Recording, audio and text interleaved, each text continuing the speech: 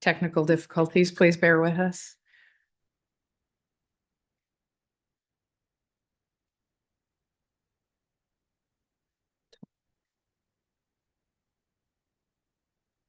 Oh, you there. Well, we'll work with that. Okay, so we're going to move forward with the next item on the agenda, which is the adoption of the agenda. And we ask that the mover, Councillor Maybe, and seconder, Councillor Jamieson, is okay with adding one item, which is a special presentation right after our motion to adopt the amended agenda. So with that, all those in favor? All those opposed? And we're carried. So I'd like to call upon the fire chief to say a few words. Thank you, and through your worship.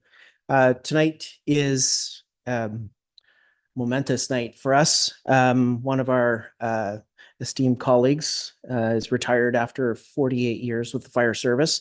As you can see in the crowd, there's a number of folks here that have a number of years. The average years now for a firefighter is anywhere from 3 to 5. So 48 years is a very, very long time to work in the fire service and give your time to the community.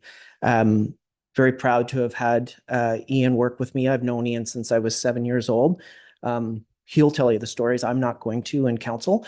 But I've known him since Howe Island days when they used to come and play baseball and beat all the island teams.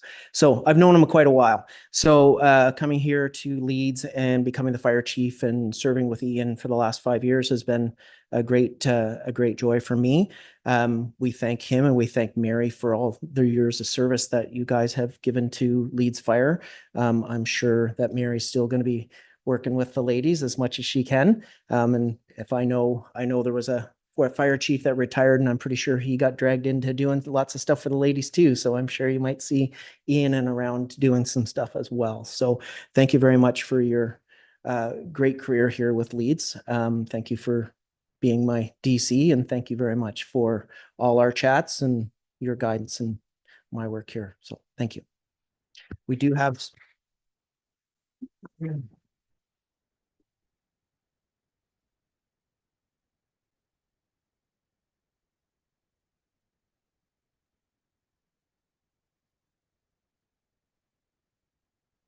some presentations, but I'll let the mayor speak next. Thank you very much. So I'll take any comments from council if anybody has any stories. I'm sure there might be one or two. Nobody's putting their hand up? That's well, I do have a story to tell, and I know that on behalf of council, we definitely thank you for your commitment to this community. I had the pleasure of meeting Mary and Ian many, many moons ago. They were my first employers. I babysat their children at the age of 12 in the summer. And I rode my bike from the farm out to the village. That's when, you could do that along County Road 3 and not take your life with your hands. But what I do know is that family is everything. And that as much as your DNA family is one thing, your fire family is another. So for all the years, all the calls, middle of the night, the sandwiches, the worrying about what they were going to be faced with, please never underestimate our appreciation for being there when we needed you the most. And I won't go into the details, but obviously Ian was at our place a number of times before I turned 18. And it is not something you ever want to be faced with, watching a fire truck pull in your yard, but you're pretty darn happy when they do.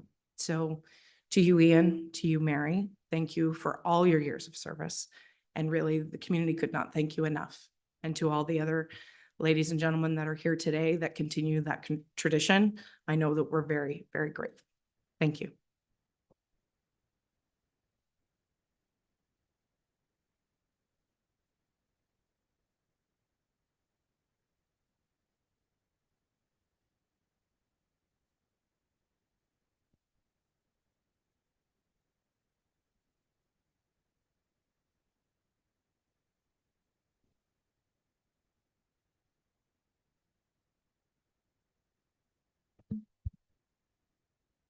So this is our presentation of two very special mementos.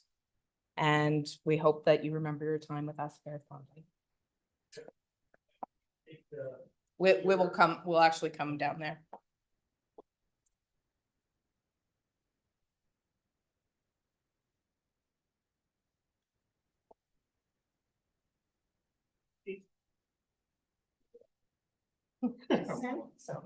I'm gonna give her.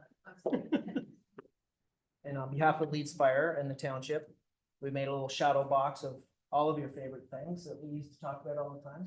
Anybody's missing the hiding range. Yep. No, that's not right. So for those that don't know, Ian and I had multiple conversations over the last year, especially about flashlights, pagers, and wrenches. So I thought it was only fitting that we took the tail coat or tail off his coat, put that in there with some of the flashes from Leeds and Thousand Islands, Leeds and Lansdowne. There's pins there from Leeds Fire, the township. I can't read it upside down, and the Association of Fire Chiefs. So we wanted to present that to you, Ian. Thank you. So we'll come up to the front and do a photo. and you wait time.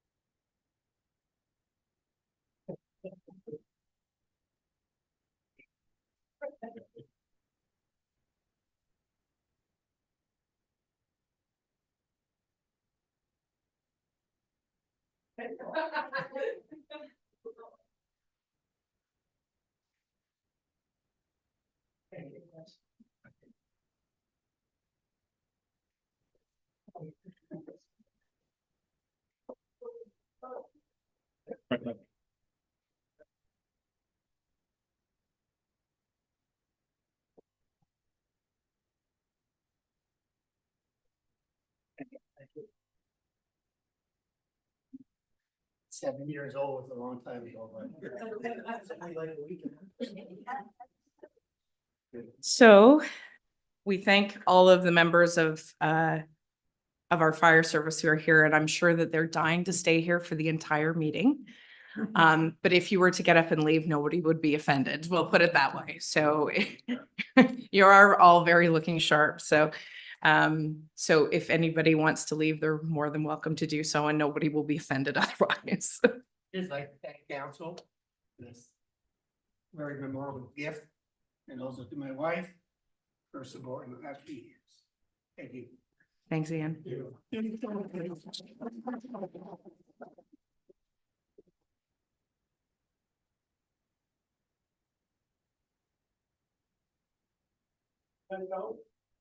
Good night, ladies and gentlemen.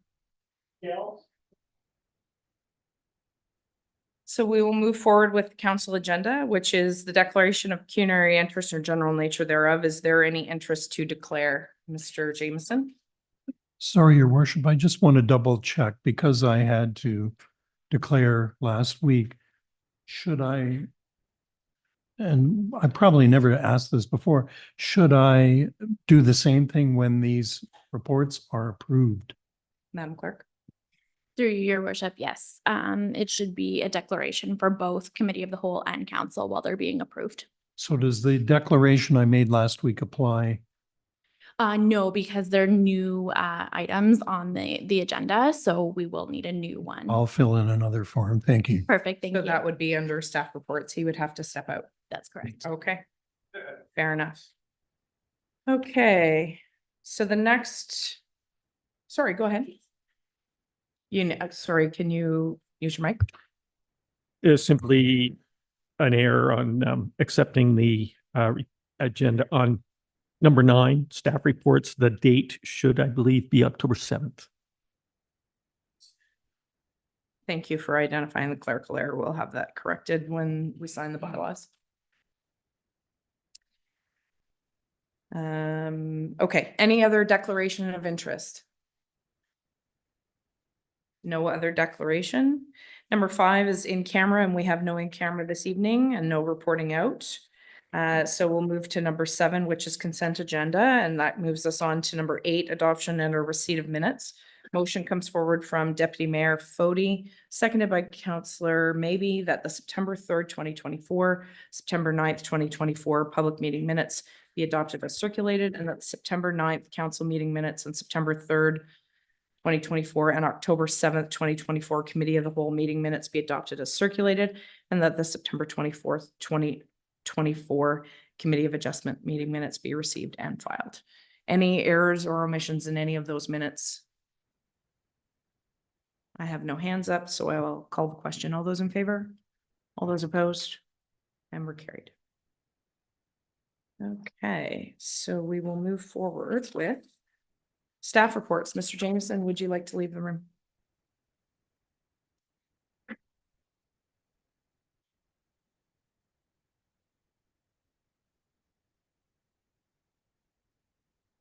So under staff reports, we'll move forward with the motion, Councillor Maybe, seconded by Deputy Mayor Fody, that the council approve the staff reports as recommended at the October 7th, 2024 committee of the whole meeting. So thank you for clarifying that error, Councillor Grell. Any questions in regards to the staff reports? I have no hands up. So I will call the question. All those in favor? All those opposed? And it's carried. And Mr. Jameson can come back in the room. And we'll move forward with information items, which is number 10 on the agenda. And the motion comes forward from Councillor Maybe, seconded by Deputy Mayor Fody, that the information items be received and filed. So any questions in regards to the agenda items?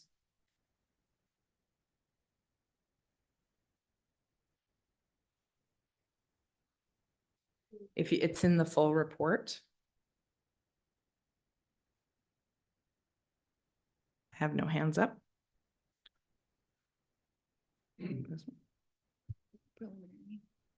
2025 budget pressures.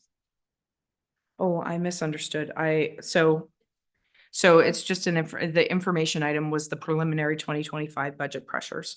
So that was the corporate services 2024-027. And it was provided for information purposes only. So the treasurer is available to ask any questions. Go ahead, Deputy Mayor Fody. Thank you, Your Worship, and through you, I did find the question I had here on page 3 of this report or info. In the last sentence, the Municipal Property Assessment Corporation is projecting an increase of 0.46% or 11.1 million to the 2025 current value assessment. Is that an increase of just this past year? Is that what they're stating here? In our township? Through your worship, yes. So that's what they're projecting. Our property value assessment will increase for the 2025 roll. Okay. Yep. That's based on building, not Right. assessment increase. That's not a phase in. Okay, I just wanted clarity. It was increasing that much in the one calendar year, basically. Okay, thank you. Other comments or questions? Go ahead, Councillor Lackey. Thank you, Your Worship, and through you to the treasurer. Bill, I just wondered on the OSIF, it didn't decline a horrible amount, but what is the or what's the rationale with the decrease in the funding? Through your worship, not to speak for the province, but this is year 2 of them using a new formula for OCIF funding across the province, where they use current replacement values based on asset management plans. So based on that, they adjust what each municipality gets. The pool stays the same, but based on those numbers through your asset management plans, that kind of demonstrates your needs. So then that affects your allocation. So they've capped how much you can possibly decrease each year. But since that's coming to effect, we've seen 15 and 12% decreases over the last 2 years. Go ahead. So is that basically a punishment for being good with our money? No, it just depends on how you're reporting your replacement values on your asset management plan. It doesn't necessarily speak to how other funding sources available. That's not what that funding is necessarily based on. Just as an aside, that was a question that I asked Minister Surma personally, I'm pretty sure it was Surma that I had spoken to at either Roma or AMO. And I had put the question to our MPP in regards to why it would decrease, because our need obviously hasn't decreased. So, but it's based on the formula and how they're spreading the money around. So to the point that you just made, perhaps. I would, sorry, just to add, based on conversations with other treasurers, our decreases are basically typical of every comparable municipality I've spoken to. I don't know who's getting the extra money. Maybe they're keeping it on the DL, but every municipality I talk to has seen similar decreases. Rainy day. Yes. Any other questions? Go ahead, Councillor Campbell. Thank you, your worship, and through you to the treasurer. The increase for the OPP fees, a big chunk of that is because of a reconciliation from 2023, but do we have any idea why it's going up so much otherwise? The billing for 2025? Yeah, so through your worship, yeah, about a third of the increase is related to the 2023 true up, which is typical. They do that every year. There's not normally that amount. I believe last year's OPP bill had the 2022 reconciliation and it was, I think, added like $12,000 or it was somewhere in that neighborhood. So it's never this much. This is the 2023 was the first year of a new collective agreement, is my understanding. In the report, they talked about contract enhancements. I don't know all the details of that. But I believe that was a big part of it, was that retro back to 2023. Again, they do provide supporting documents, which I can go through, but they're pretty detailed and they don't necessarily tell the whole picture to what are we know, but And just on that note, every other municipality, and I believe that Councillor Lackey might have heard this from other his colleagues that have sat around the table, every other municipality is facing similar things. I think Edwardsburg Cardinal Mayor told me today that their tax rate increase before they deal with anything else is 4%, just to deal with the OPP increase. So this is across the province. I would say that there are going to be multiple municipalities who will request delegations with Solicitor General and whoever the other funding mechanisms might be in regards to cops and robbers. You know, it's a very sobering thought, because if this is happening to us and it's happening to every other municipality who has OPP coverage, this is a very widespread problem across the province. It's not just us. Not that it makes it any easier to stomach, but I think in the report was the estimate is 3% for this municipality. yeah, the increase, it a little under 3%, but it's about a 3% tax levy increase over last year, just to account for that $320,000. Okay. Any other comments or question? Go ahead, Councillor Maybe. Thank you, Madam Mayor, and through you, with the whole report, it does indicate, as you have shown, quite an increase across the board on so many things, and it speaks truly to our economy and how wages are going up and other things there. So I can see where a lot of this is transpiring from, but it certainly is a little sobering to have it all happen all in 1 year, this many increases, that which will push our budgeting day pretty hard on trying to find all the funds for all the needs of the community. So thanks. No other hands up, so I will call the question that the information items be received and filed. All in favor? All opposed? It's carried. Next item is action required items. 11.1, appointment of the deputy mayor. Motion comes forward from Councillor Maybe, seconded by Councillor Jameson. The committee of the whole recommends that council hereby appoint Councillor Blank as deputy mayor as of November 1st, 2024 until October 26th, 2026. That council elects the term of the deputy mayor is 2 years. So it is corrected. We found that it's changed. So the next appointment will be for 2 years. So as far as letting people's names stand, it was deferred from last week. There was two individuals. There was Councillor Maybe and current Deputy Mayor Fody that have come forward. Go ahead, Councillor Maybe. Thank you, Madam Mayor, and through you, thank you, Councillor Lackey, for nominating me. But as I know, this particular position sometimes is a quick fill-in, and with my position that I currently have on a day-to-day basis, I don't feel that I should have my name stand. Hopefully, if I get reelected, I'll have another kick at this can. But thank you very much for nominating me. I appreciate it, and I still stand behind Deputy Mayor Fody to maintain the position and keep going with it. Thank you.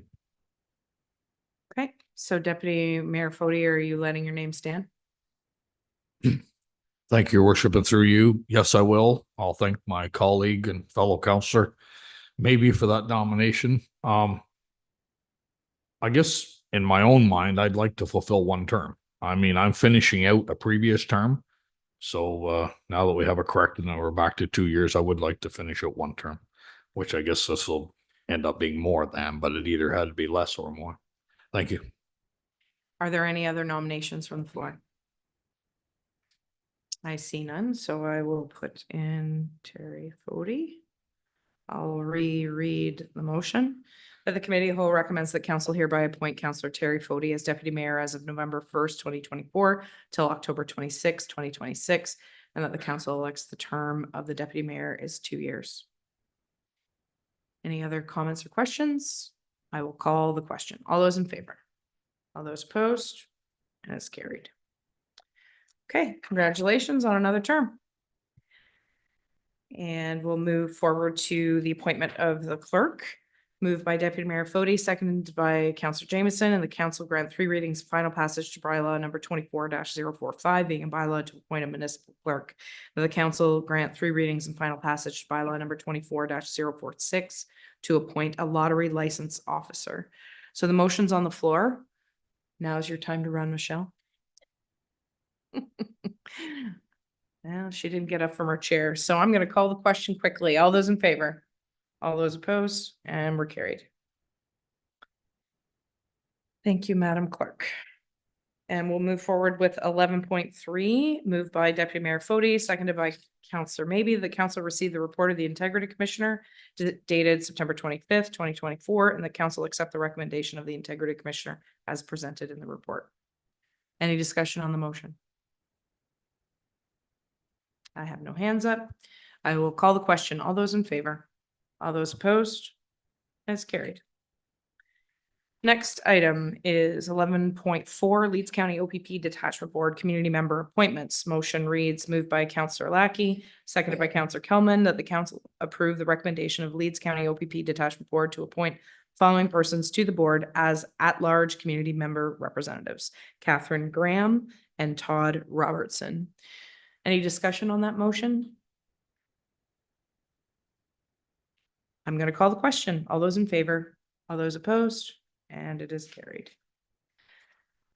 Next item is 11.5, reappointment of Tony Fleming as Integrity Commissioner. Motion comes forward from Councillor Kelman, seconded by Councillor Lackey, that council approve the reappointment of Mr. Tony Fleming as the Integrity Commissioner for the Township of Leeds and the Thousand Islands for a term commencing March 1st, 2024 and ending on March 1st, 2029. And that the mayor and clerk be authorized to sign all necessary documents to retain Mr. Fleming for the provision of Integrity Commissioner services. Discussion on this motion?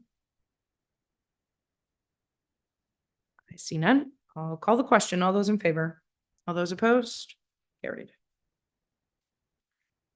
11.6, forklift acquisition, moved by Councillor Kelman, seconded by Councillor Lackey, that council authorize staff to reallocate funds from the Equipment Reserve Fund in the amount of $11,300 inclusive of HST for the acquisition of a forklift from HMJ Tech. Discussion on the motion. Go ahead, Councillor Kelman. Thank you, Your Worship, and through you to the director. Just wondering, do we already have staff trained with their forklift operator licenses, or will we have to train some people? Through Your Worship, we would have to train the staff. We received a price from our training group that we use of $1,400 to train that operator. How many are we going to train? Sorry. Our plan is to train 2. Any other questions? Go ahead, Councillor Maybe. And thank you, Madam Mayor, through you to Mr. Holliday. Is this vehicle electric or gas powered? This vehicle would be propane. Okay, and does it have independent kind of suspension somewhat for rough terrain, or is it just going to be for flat surface inside the building? This vehicle would just be for inside the facility. Thank you. Go ahead, Counselor Lackey. Thank you, Worship, and through you. I, for one, am ecstatic that we're actually getting one.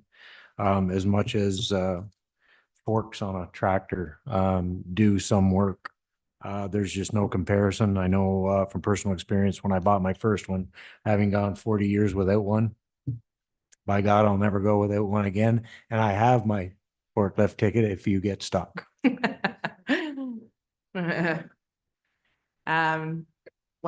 I will reserve my comments until after the motion is called. So I'll call the question. All those in favor?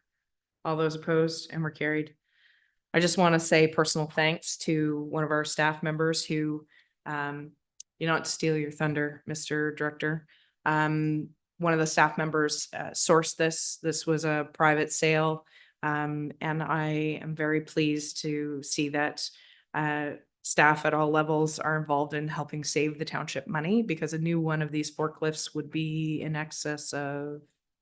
We're looking at about $50,000 to buy a new one.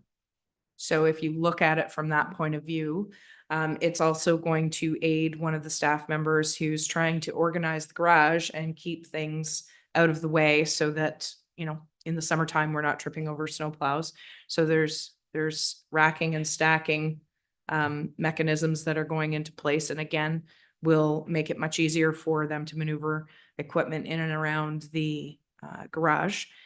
So I'm just extremely grateful that as much as we needed this, we didn't have to pay the 50,000, because every little bit we don't have to put out will help us complete another project if we can use the money elsewhere. So thank you very much for that. Okay, so we'll move forward with 11.7, Housing Enabling Core Servicing Stream, moved by Councilor Corral, seconded by Deputy Mayor Fody. Council received report Operations and Infrastructure 2024-031, Housing Enabling Core Servicing Stream, and the council authorized staff to apply to the Housing Enabling Core Servicing Stream grant for the reconstruction of roads, construction of sidewalks, and stormwater management infrastructure to support further housing development in the village of Lansdowne. So the motion is on the floor. Discussion on the motion. Go ahead, Councilor Corral. Thank you. And through you, your worship, as I read 11.7 and then 11.8, I became somewhat confused. And the simple question, I guess, is what, if any, is there overlap between those two reports? In that I read, one is there were identifiable roads. And then the second report, there are roads that require fixing because we're going to do some looping with our piping, and it was still significant that there were roads being done. So is there overlap in those two reports? Thank you. Thank you through your worship. So the application 11.7, the Housing Enabling Core Servicing Stream, this is looking at the south end of the village. We have to work from the south to the north. That's in order to put the storm catchment in place before we move further north. The second one, the Lansdowne Water Storage Facility, that's looking at the looping in the northwest quadrant, which will help serve the school better with fire flow, as well as looking at the water storage. So this project here is focusing more on the southern quadrant, southeast and west of the village of Lansdowne, where the next report focuses on the top end. If we were looking at the entire village, then yes, there would be some overlap, but we're not looking at the entire village with this 11.7 report. So there'd be no timing and issues, of if you're going to rip a road up, keep it once rather than doing it twice. That kind of thing. Scheduling struck me as being an issue here. Do you think it would be a problem? These projects will be far enough apart from each other that they shouldn't cause any issues. The long-term plan for the village of Lansdowne, obviously we're going to have some overlap of the two projects, but the next one, 11.8, will be completed well in advance of us moving up to that next phase of rebuilding the roads in the north quadrants. Yeah, 11.8, I know I'm jumping ahead here a bit, but to complete that struck me as, I don't know, a year, probably, or 2 for 11A, and yet this 11.7 would be a multi-year program, Dave? Correct. So with this funding mechanism, we have to have the project completed by March 31st of 2028 for their southern quadrant. That allows us, right now, the majority of these roads are in our capital plan from now until March 31st of 2028. So this is, having that funding mechanism in place to help support constructing them in a timely manner.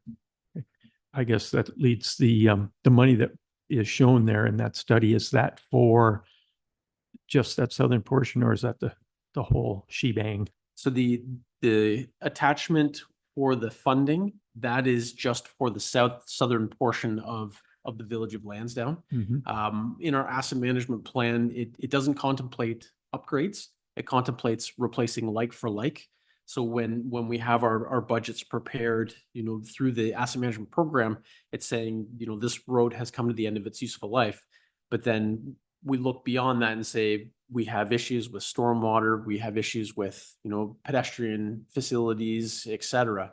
And that's where the difference is between. Yeah, so that becomes that difference then, we're going to pursue that a little bit, between the 2.5 or 2.6 million, that would just be in the current assets management plan over a period of time, if it was like for like, but we've taken it a potential step forward because this funding exists. Is that the rationale? Because of that housing enabling core service?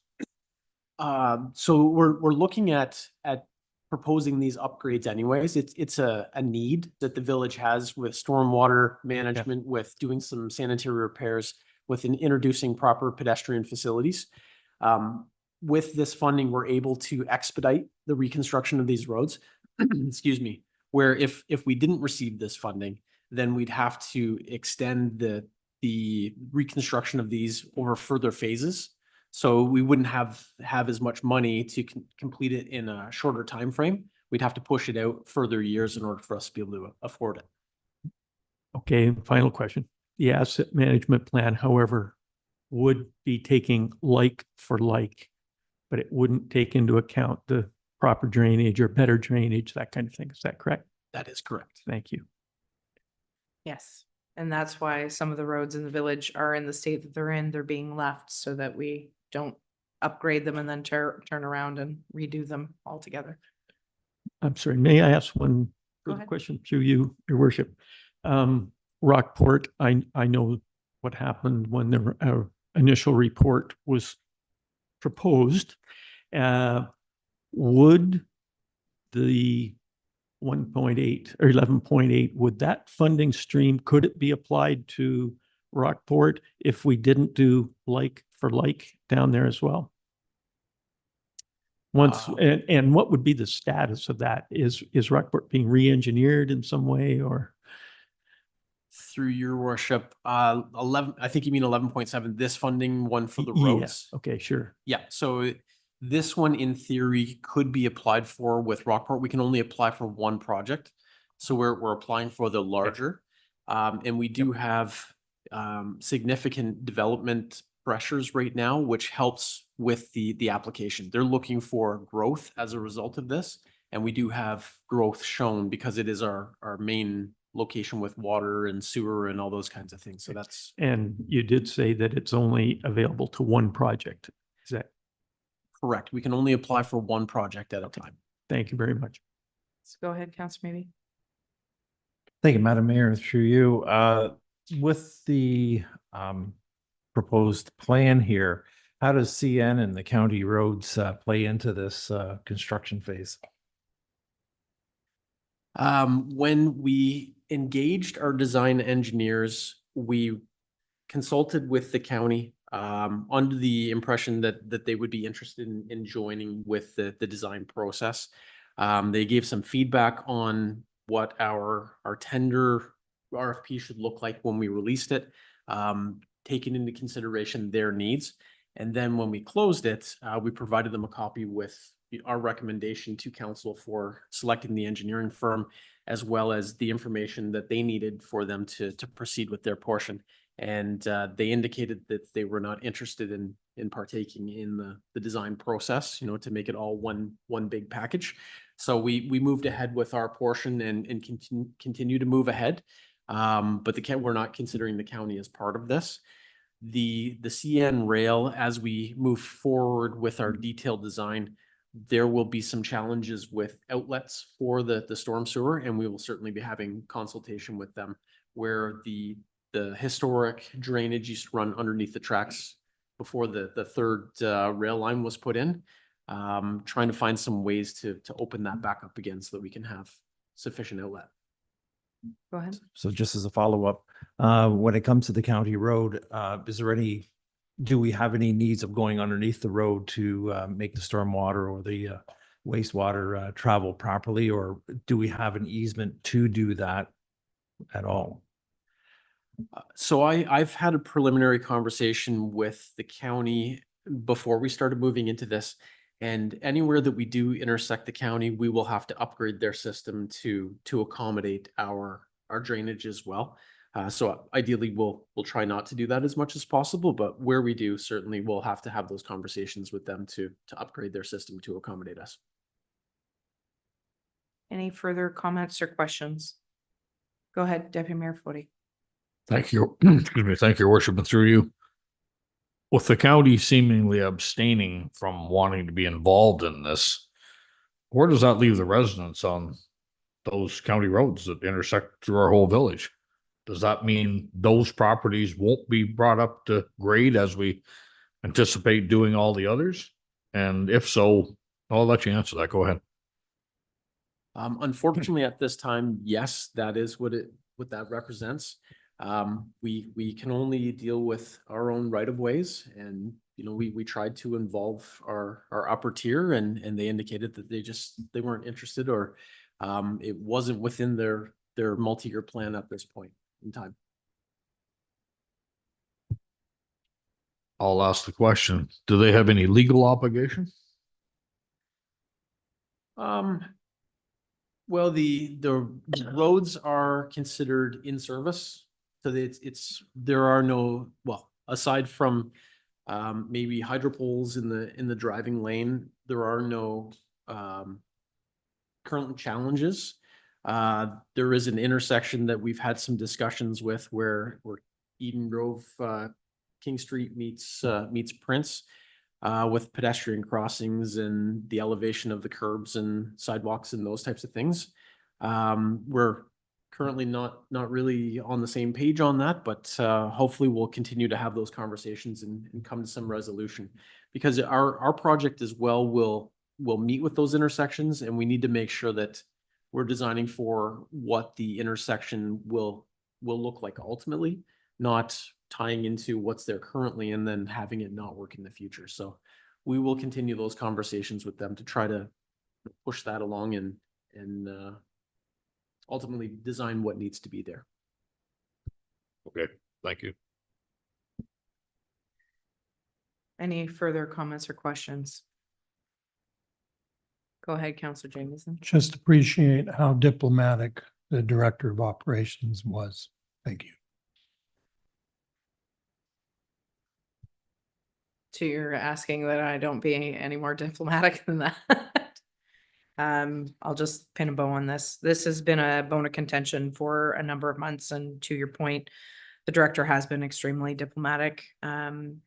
It's very disappointing that as partners, how I view it, it's a partnership that we pay into to work together, and this to me makes no sense, considering the effort that it takes to take into consideration all the different things in a village in a settlement area.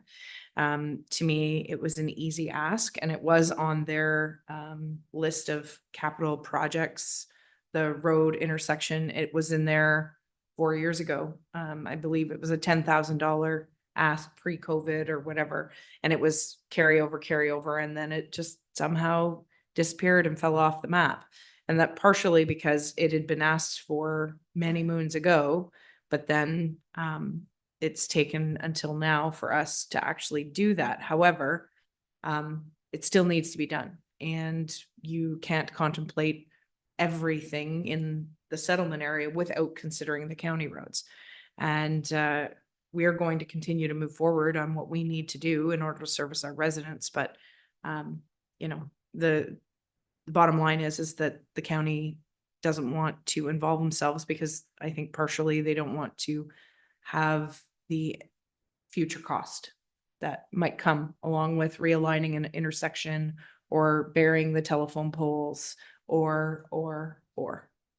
So there, I said it. Go ahead. When you say the county doesn't want to do these things, who's in charge? So I will end with this comment, is that there will be a staffing change coming up in the not so distant future that might change attitudes. I don't know. So there's upcoming retirements and what have you, that will change how things work.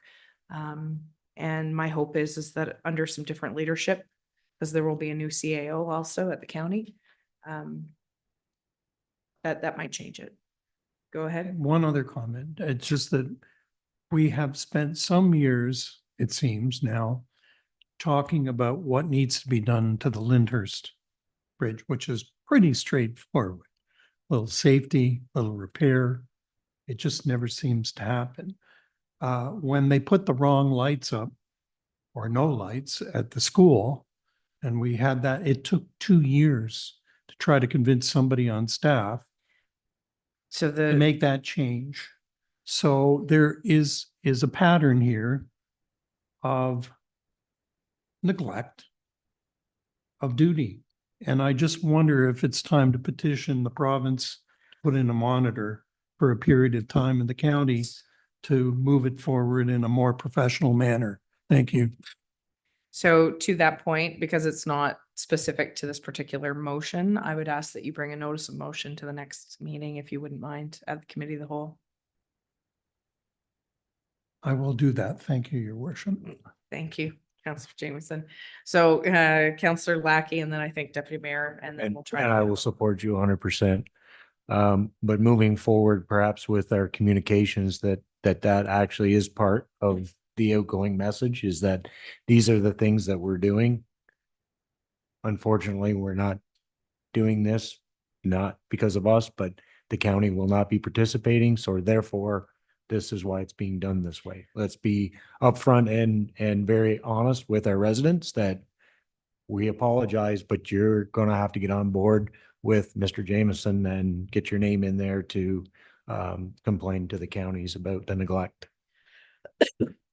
Now, your comments, Mr. Foti, are in regards to the motion at hand, which is detailed design.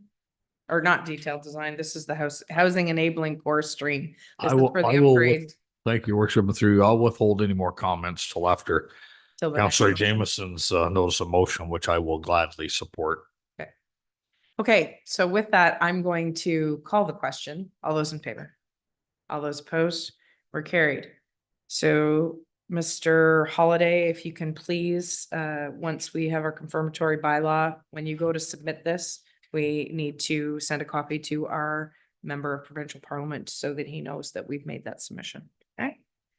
Next item is 11.8, the Lansdowne Water Storage Facility Detailed Design, moved by Councillor Maybe, seconded by Councillor Gorell, that the council authorize staff to engage JL Richards and Associates Limited for engineering services to complete detailed design for a new treated water storage facility in the village of Lansdowne in the amount of $198,445, excluding HST. Discussion on the motion. Okay, I will call the question. All those in favor? All those opposed? And it is carried.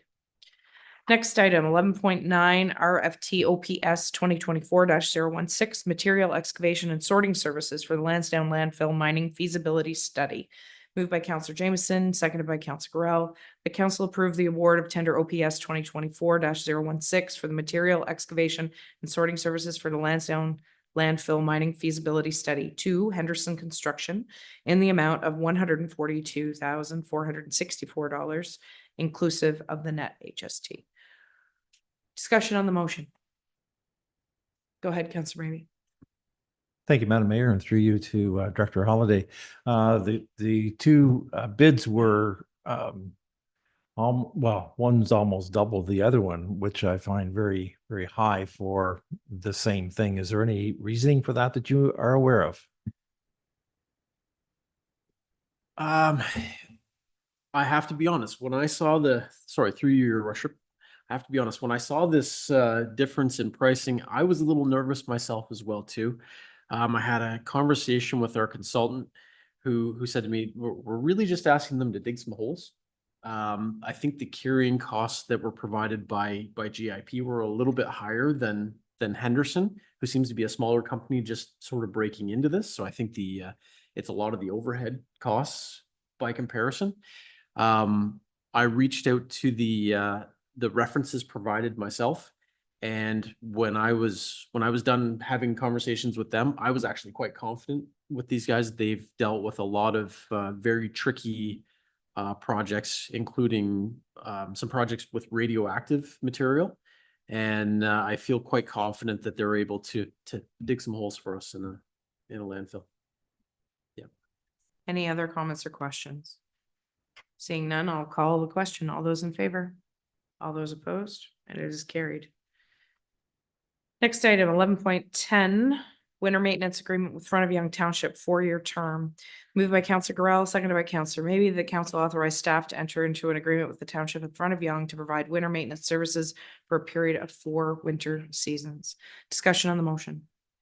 Go ahead, Councillor Calman. Thank you, Your Worship, and through you to the director.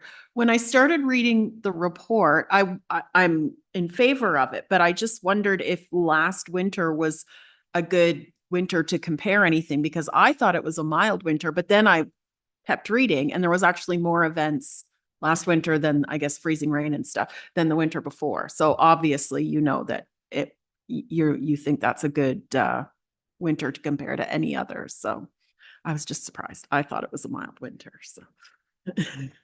Go ahead. Yeah, actually, I was surprised with this as well.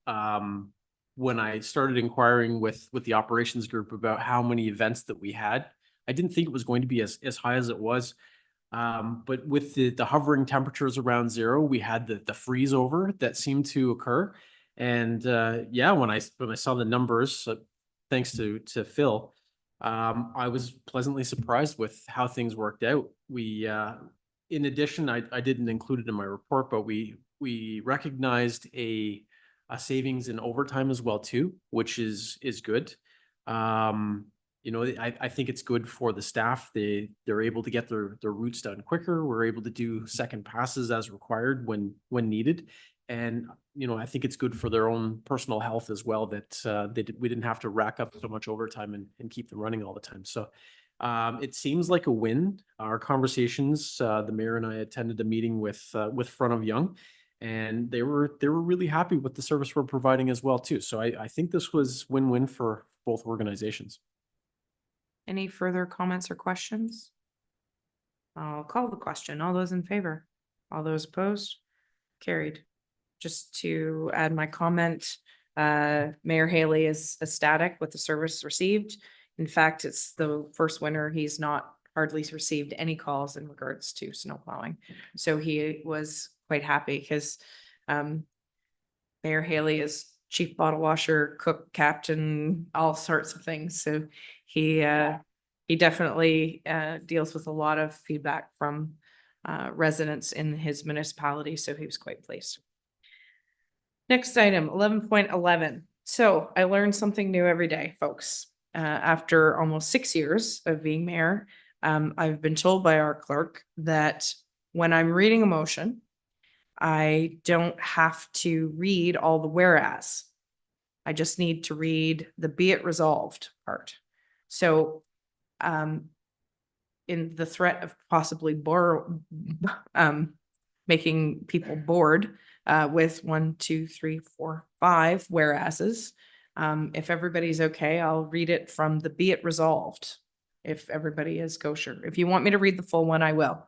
You have to listen to me, so it's your problem. So I'm going to put the motion on the floor from Deputy Mayor Fody, seconded by Councillor Maybe, Be it resolved that the Council of the Township of Leeds and the Thousand Islands urges Transport Canada to reconsider the amendments to the grade crossing regulations SOR 2014-275 due to the financial hardship the required upgrades to each private railway crossing will have on private property owners across Canada. And further that the Council of the Township of Leeds and the Thousand Islands supports CN Rail's continued requests to Transport Canada to obtain exemptions for private railway crossing upgrades. And further, that the Council of the Township of Leeds and the Thousand Islands urges Transport Canada to defer the November 28th, 2024 compliance date until the latter of such time that it amends grade crossing regulations SOR/24 to remove the additional safety upgrade obligations on private railway crossing owners or the expiry of any appeal period for the decision on all of CN Rail's applications for exception. And further that this resolution be circulated and brought to the attention of Michael Barrett, Member of Provincial Parliament, Leeds Grenville Thousand Islands, Rideau Lakes, Steve Clark, Member of Provincial Parliament, Leeds Grenville Thousand Islands, Rideau Lakes, the Right Honourable Justin Trudeau, Prime Minister of Canada, the Honourable Doug Ford, Premier of Ontario, the Honourable Pablo Rodriguez, Minister of Transport of Canada, Roma, and AMO. So we'd still be here for another half an hour if I read the whereas. So motion is on the floor. Any discussion on this motion? Mr. Director, do you want to speak to the fact that and I'll lead with the CAO then. Go ahead. Thank you, Madam Mayor. And I kind of had a hand in drafting this, so it was a bit of a book. So my apologies for that. Earlier this month, Councillor or Deputy Mayor Fody and myself sat in on a Zoom call initiated by MP Barrett's office with two representatives from CN Rail and representatives from various councils of our neighbors to discuss the change in the Railway Safety Act regulations. It was most enlightening. CN was seeking our assistance to help them raise awareness of this issue. There are apparently 53 railway crossings across Canada that would fall under this, where the private landowner has to upgrade to the tune. During the call, CN said it's more like they initially thought 600,000 to 2 million. They said it's between 1.2 and 2 million in costs. And it seems like, well, 53 railway crossings isn't a whole lot. But if you're caught by this is a difference between accessing your land and not accessing your land. The railway crossings are very narrow in what would be caught by this regulation. Essentially, they're railway crossings that were built prior to 1888, and they were for accessing, the railway didn't come through and cut through an existing parcel of property. It was a railway crossing that was added for somebody who owns two pieces of property that weren't one parcel at one point in time. So it's a very narrow scope. Interestingly enough, CN says there are a number of these railway crossings in the Kingston area. We asked them to provide us with a listing of railway crossings in the township. I followed up with CN and I'm still waiting for a response from them, which, they ask for our help and then they don't respond to our request for us to help them. So not really sure. We haven't, that I'm aware of, we haven't received any phone calls to the township about this from any property owner. So perhaps we're lucky and there isn't anybody who's caught by this. CN's proposing they've applied for exemptions from the regulation. They're proposing other solutions that they think would be workable. Transport Canada has received the applications for exemptions and basically said, yeah, we'll get back to you. And they're stonewalling CN as well. So this is all meant to bring attention to the issue and to see if we can apply some pressure through MP Barrett's office, particularly since it's a federal matter, to Transport Canada. Any questions for the CAO? Councillor Maybe, go ahead. Yes, Madam Mayor, thank you. And through you to CAO. So I do know of somebody who has this issue happening. So you're asking for anybody who has this to call the office to actually make it a formal kind of request. So one of the things CN asked for our assistance with, they had sent out letters to who they thought owned the crossings.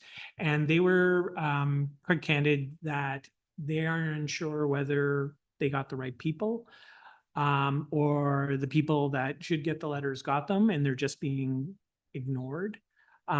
So they've asked if we're aware of anybody to put them in touch, so we could take somebody's information and share it with CN, and then they can reach out directly. Yes, and just to follow up on the numbers that you had alluded to, this one potential person had numbers in that range for his private crossing on a right of way that he actually has, and they want it upgraded, and then they'll maintain it after he does all that work. So Yeah, well, that's the other side of it too, is once the cost of the upgrades are paid for by the landowner, they're on the hook for annual maintenance that could run, CN estimates around $9,700 a year. CN is proposing that rather than having an automatic system with wigwags and the whole bit, that they do a lock gate that can be opened and shut. Might be a bit simplistic, but there's got to be other ways around that would do. okay, so I'll mention it to the person I know of. I think I know of a second person.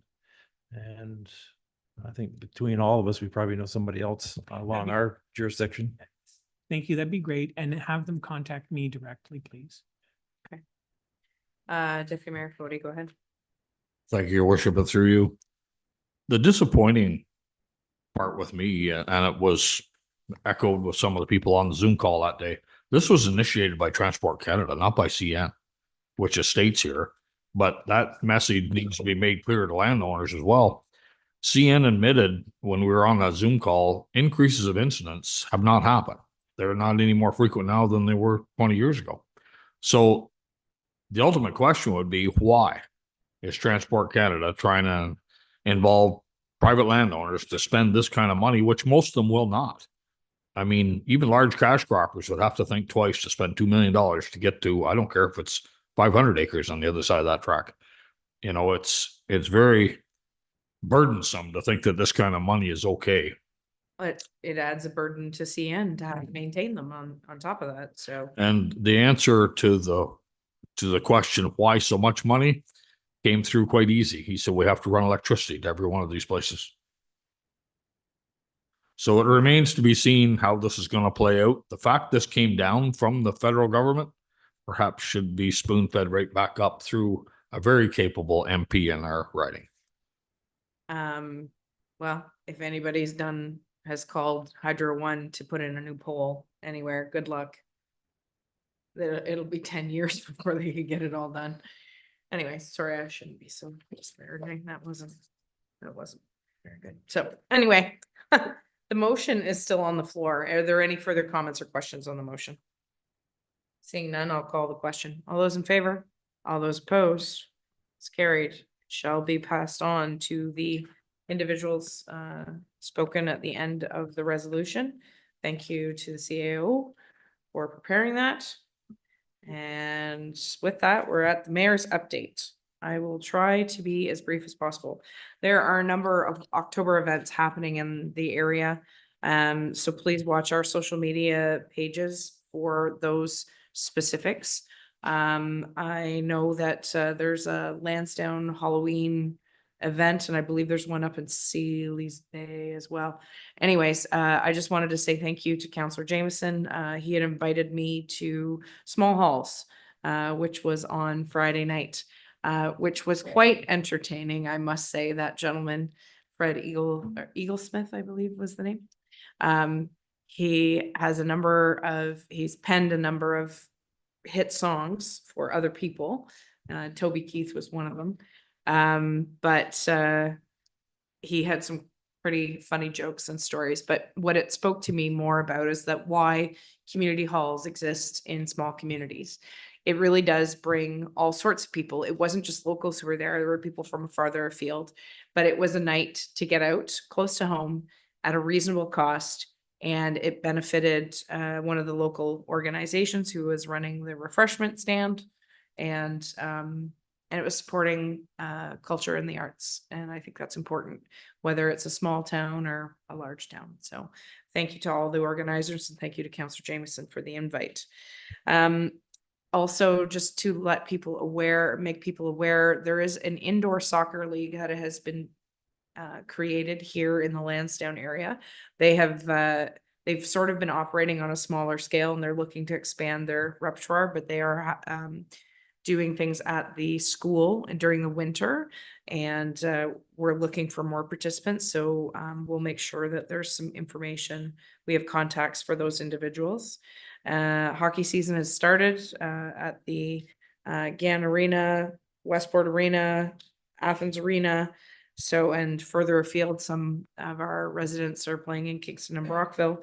So if you want to have some fun, there's lots of opportunity to watch some local hockey.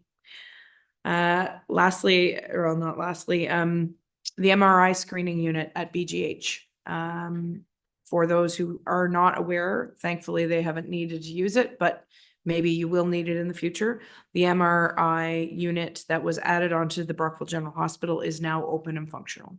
So the good news is that should you need an MRI, you will not need to go to a larger center to have that done. And that is a big deal for Brockville. It is a big deal for all of us that live in the catchment area, because it reduces wait times, and it's fully staffed and operational. I think they'd already done 400 scans. It had only been open for a couple of weeks when they did the official opening, and I was invited, as the counties were contributors to the overall costs of that. As the people may or may not be aware that the province funds 90%. You have to fundraise the 10%, unfortunately, for these sorts of things. So the county has a dedicated fund that we allocate to Kemptville, Kingston, Brockville, First Smith Falls, all the catchment areas, based on need and based on presentations. So lastly, I will make it known publicly that I'm running for the warden seat at the United Counties of Leeds and Grenville. That will be happening at the council meeting in November. So positive thoughts all around the table, please and thank you. And there seems to be, I believe, 2 other individuals who've declared their intent. So we shall see how this goes. Either way, I know that I really want to affect some change. Hopefully with the hiring of a new CAO. Previous warden has been literally pushing boulders up hills, and she's been doing a great job, but we need to continue on that trajectory and not give in until we get to the summit and head down the other side. So hopefully I can be part of that. That's all I have to say about that. Announcements, any other?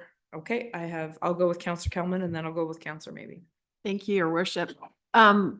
Council may remember last year, you and I and the Deputy Mayor attended the Affordable Housing Summit, the first one that was hosted by the county in Kemptville. This year, the county decided instead to ask local businesses and organizations to run smaller workshops. So there is one being held on October 26th, which is being hosted by the a local parish, the Anglican parish, which encompasses Sealy's Bay. They serve Sealy's Bay and Lyndhurst. So the Affordable Housing Coordinator from UCLG, Caroline Rigudo, will be there. She's speaking. The keynote speaker is Natalie Appleyards. She's the Socioeconomic Policy Analyst for Citizens for Public Justice, and she's going to be speaking about housing as a human right. And we're also going to have Colette Kenny there speaking about, she's a tiny home advocate, so she's going to be speaking about that. It's only 2 hours. It's from 10 to 2, and lunch is going to be served after. It's free, and everyone is invited. As the 3 of us know also that attended AMO, and it's obvious across the board in this province, affordable housing and homelessness is a very serious issue. So I think the more that we know as a municipality about how to deal with these issues, particularly in a rural setting, the better. So October 26th, everyone is invited to Elgin in the community room. Thank you. Go ahead, Counselor Maybe. Thank you, Madam Mayor, and through you, as we come out of Thanksgiving this past weekend, I know I enjoyed mine. I'm sure everybody else did. We kind of run into our next kind of a holiday, Remembrance Day on November 11th, which I will be in Gananoque. I am getting a wreath for this year for there, so I'm looking after that myself. And then after that, we run into our Christmas season, which the Gananoque Santa Claus Parade will be November 30th at 5:30. And I know that many people attend it. We have the Works Department usually shows up, and the Fire Department. And I usually ask the mayors to walk with me. So I put that out there as an invitation for the mayor to walk as we travel down the roadway with 3,000 or more in attendance. So it's always a good event. So that's it for me. Thank you. Any other announcements? Go ahead, Counselor Jameson, then Deputy Mayor Fody. Just want to say it is very good to see our CAO back in his chair. Appreciate that it's been a hard journey for him, and we're glad to see him back, and also to commend our planning director for stepping in and doing a wonderful job. Thank you. Deputy Mayor Fody and then Counselor Lackey. Thank you, Your Worship, and through you, I'd just like to give a shout out to a local service club, the Thousand Island ATV Club. They took it upon themselves, along with Tuckerberry Construction. If there was others, I apologize because I didn't ask anybody from Thousand Island ATV. I just saw their social media posting. They did a lot of work on the trail from the top end of Blue Mountain Road toward Blue Mountain. How much they did, I don't know, but that's a multi-use trail, especially this time of year, like Rock Thunder and such. There's hundreds, if not thousands of people per weekend, weather permitting, that make the hike up to these. So shout out to a small community group that takes it upon themselves to better our community. Thank you. And Mr. Lackey. Thank you, Your Worship. I don't have all the details, but I do know that the Chamber of Commerce is putting on the Ladies' Night, I believe Friday night in Lansdowne for the fashion show Yep. for a fundraiser.